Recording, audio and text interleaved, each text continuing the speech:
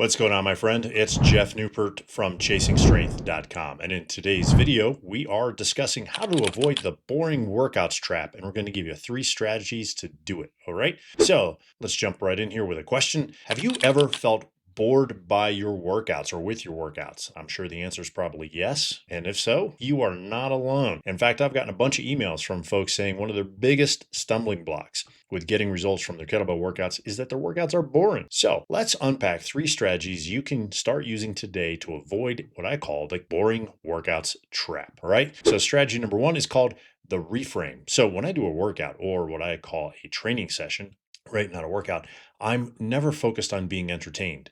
In fact, what I'm always focused on is one thing, and that is my goal or my purpose for being right there in that moment, in that training session, using those particular exercises, right? It depends on the training session, right? Sometimes it's a single exercise training session. Sometimes there are multiple exercises, right? But the point is, I'm focused on why I'm doing those exercises or that exercise. Like, what is the goal? What is the purpose? Okay. And that is always the center of my thought processes. Okay. Again, I'm not looking to be entertained. I'm looking for a result. Okay. The outcome or the results. Entertainment is a completely different category. So that's a whole nother box that gets checked, right? And I'll do that through other things like movies or hanging out with my kids or traveling, those types of things, right? Not when I'm hoisting bells overhead or squatting or snatching or whatever. Again, I just can't say this enough. And it's because if you're struggling with boring workouts, you need to embrace this concept. Think about the purpose of the training session. Think about your outcome. That's what I'm always thinking about. And as a result of that, okay, I'm focused on the process, right? What is the process? Well, that is moving the kettlebell from point A to point B and back again, right? I'm focused on the feel of each repetition, right? Managing my fatigue. What are my rest times? What's my breathing doing?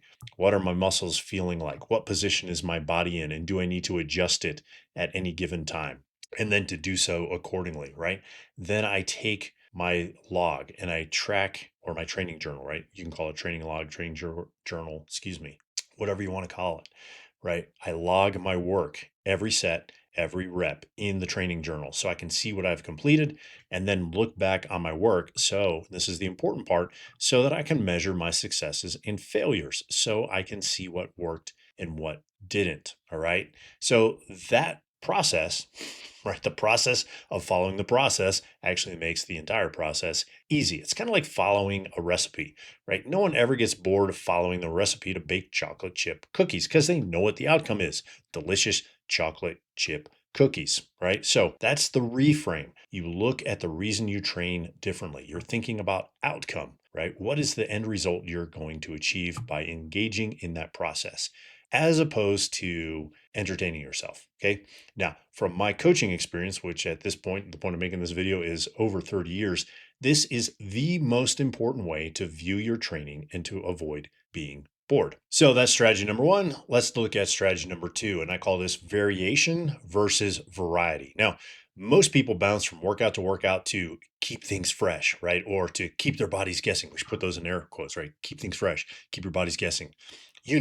Switch things up. Now, part of this is because of number 1, boredom, but the other part is bad information. It's the mistaken belief that variety, the concept of variety, is necessary to get a result, to create the adaptation, right?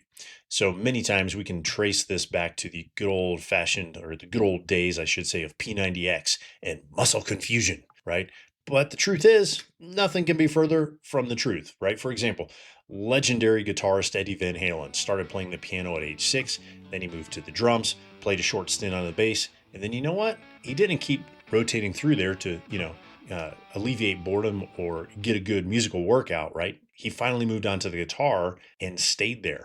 So what was the result? Well, Eddie Van Halen was voted number 1, right, in Guitar World magazine polls for the 100 greatest guitarists of all time, right? Think about that. Number 1, right, out of the 100 greatest guitarists of all time, from just focusing on the guitar. He was ranked number 4 in Rolling Stone's 2023 list of the 250 greatest guitarists of all time. And everybody who's familiar with Eddie Van Halen is familiar with Eruption, which is my favorite guitar solo of all time. And it was voted number 2 in Guitar World's Readers Poll of the 100 greatest guitar solos of all time. Now, Eddie didn't play the same song all the time. He played different chords and different notes, and he mixed and he matched them and he made them his own. But he's still playing the guitar, right?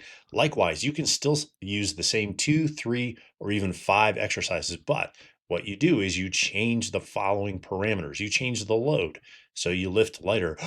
Gasp, you can't lift, you have to lift heavy all the time, bro, right? Go hard or go home, right? Or you can lift heavier. Ah, good. So glad you said that, right? So obviously I'm being a little bit of sarcastic there.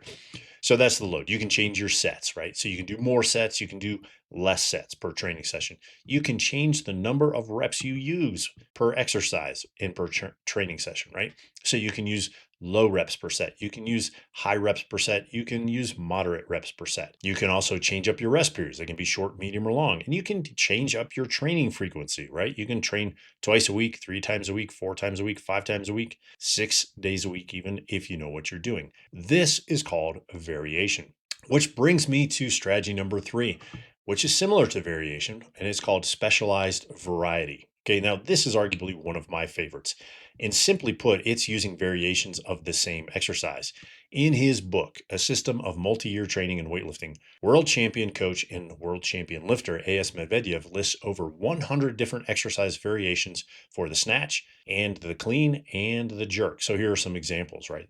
Right. The first one is for the snatch, it's the power snatch from above the knee, power snatch from below the knee, power snatch from the hip, power snatch from plinths, which are like boxes, right? Power snatch without a hook grip. Okay, so this would be a hook grip right here. This is not a hook grip. Power snatch on a box. You get the idea.